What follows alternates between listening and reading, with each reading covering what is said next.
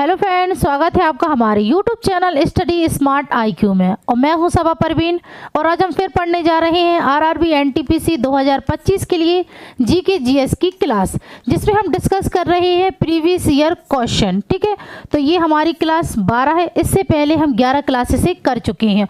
और अगर आपको मेरी वीडियो पसंद आती है तो इसे लाइक करें, शेयर करें, सब्सक्राइब करना ना भूलें और यह पूरी वीडियो ज़रूर देखें। चलिए, तो आज की हमारी क्लास का फर्स्ट क्वेश्चन लेते हैं। सो फर्स्ट क्वेश्चन है, गरीबी हटाओ किस राजनीतिक नेता का नारा था? गरीबी हटाओ यह किस राजनीतिक नेता का नारा था? तो यह नारा था इंदिरा गांधी का। ठीक है ना, इंदिरा गांधी का यह नारा था। और ये इन्होंने कब दिया था ये नारा? तो ये दिया था इन्होंने 1971 में चुनाव अभियान के दौरान। ठीक है ना, चुनाव अभियान के दौरान ये नारा दिया था इन्होंने, गरीबी हटाओ का नारा। ठीक है, और यह भारत की तीसरी और पहली महिला प्रधानमंत्री। ठीक है ना, भारत की तीसरी और पहली महिला प्रधानमंत्री थी ये।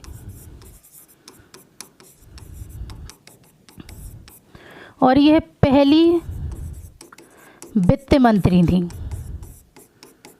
पहली वित्त मंत्री थी। और इन्हें किस नाम से भी जाना जाता था?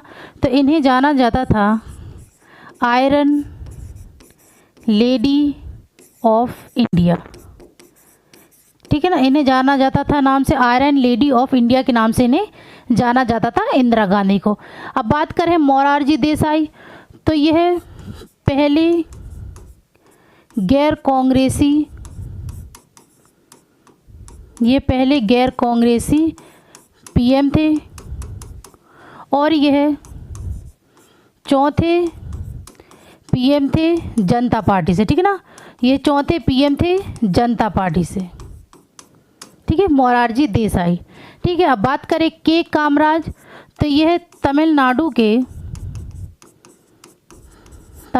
के मुख्यमंत्री थे।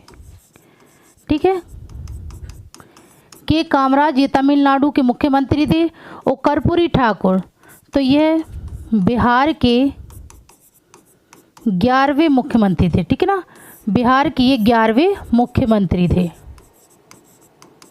कर्पूरी ठाकुर।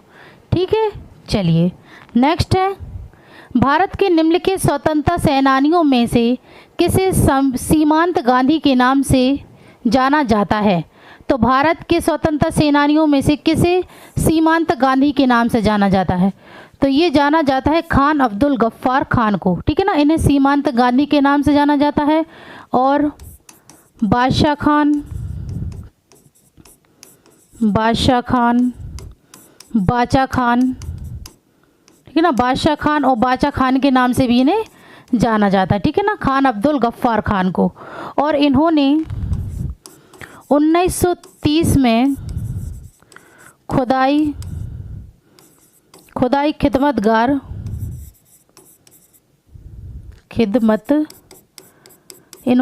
खिदमतगार की स्थापना की थी। ठीक है ना, 1930 में, जिसका मतलब था खुदा के सेवक। ठीक है, 1930 में खुदाई खिदमतगार की स्थापना की थी, जिसका मतलब है खुदा के सेवक। और यह पहले विदेशी थे भारत रत्न प्राप्त करने वाले। ठीक है ना, भारत रत्न प्राप्त करने वाले यह पहले विदेशी थे। और इन्हें भारत रत्न कब प्राप्त हुआ था? तो ये हुआ था इन्हें 1987 में। ठीक है ना, 1987 में इन्हें भारत रत्न प्राप्त हुआ था। ठीक है ना, खान अब्दुल गफ्फार खान को।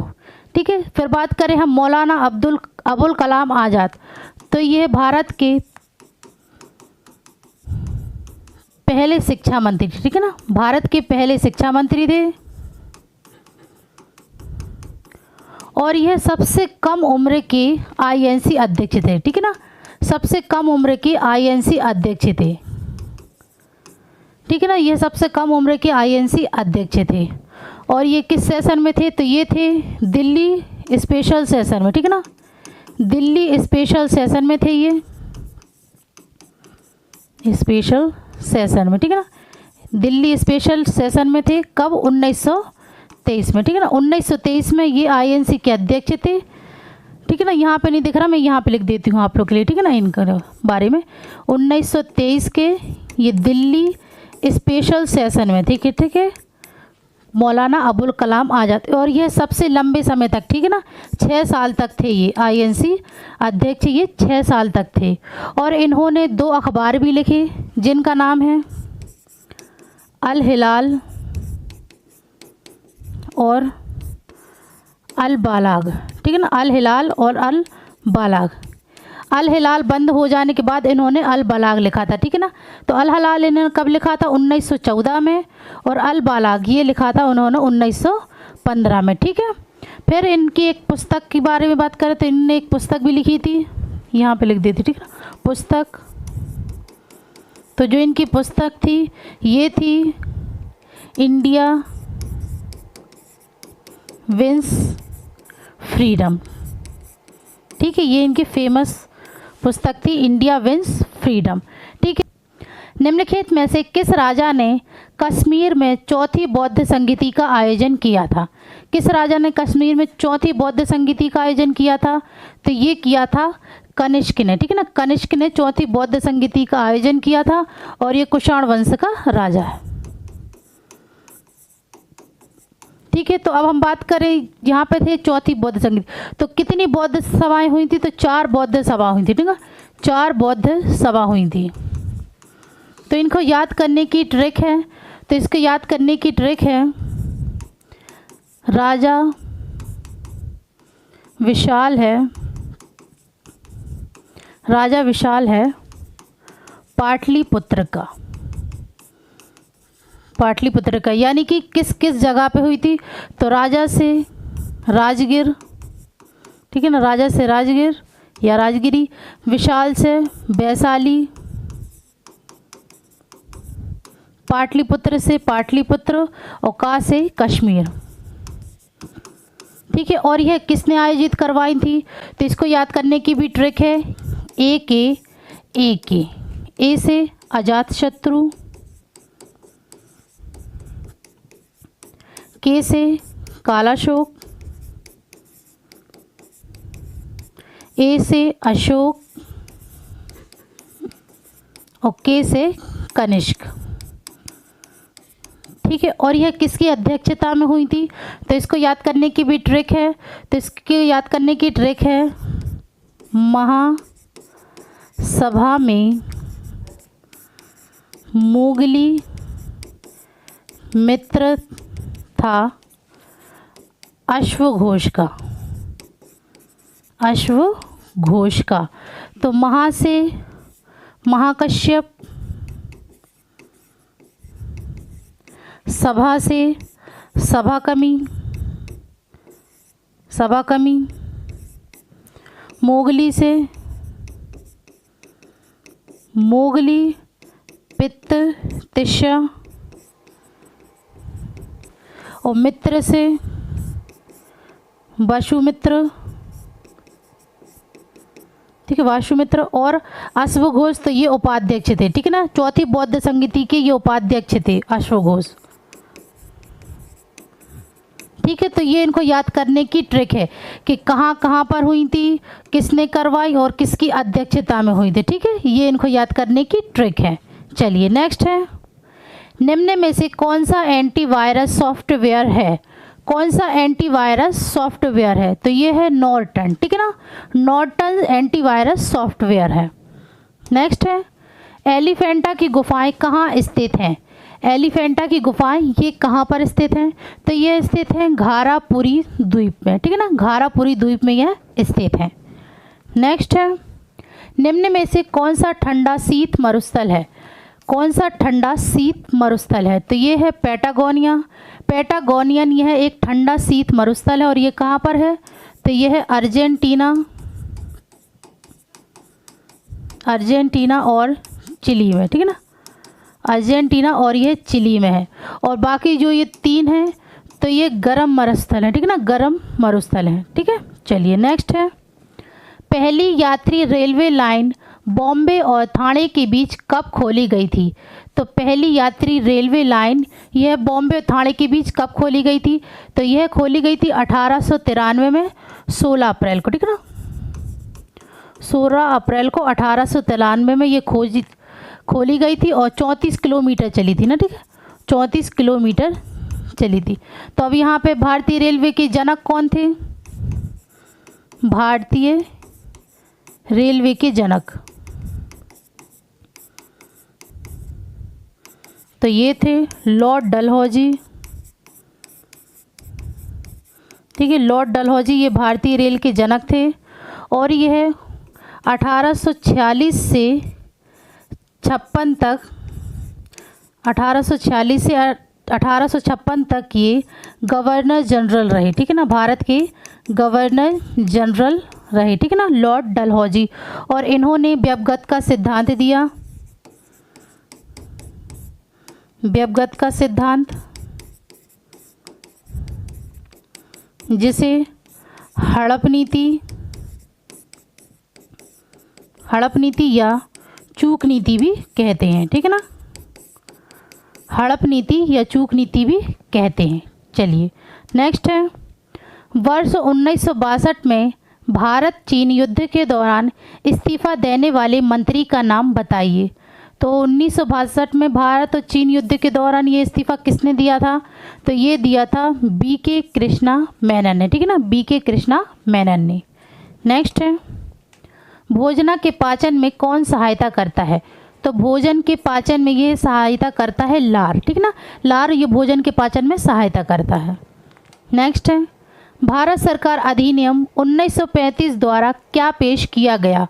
तो भारत सरकार अधिनियम द्वारा 1935 द्वारा पेश किया गया था प्रांतीय स्वायत्तता, ठीक है ना, प्रांतीय स्वायत्तता। इसका मतलब क्या है? इसका मतलब है प्रांतों को केंद्र सरकार के नियंत्रण और हस्तक्षेप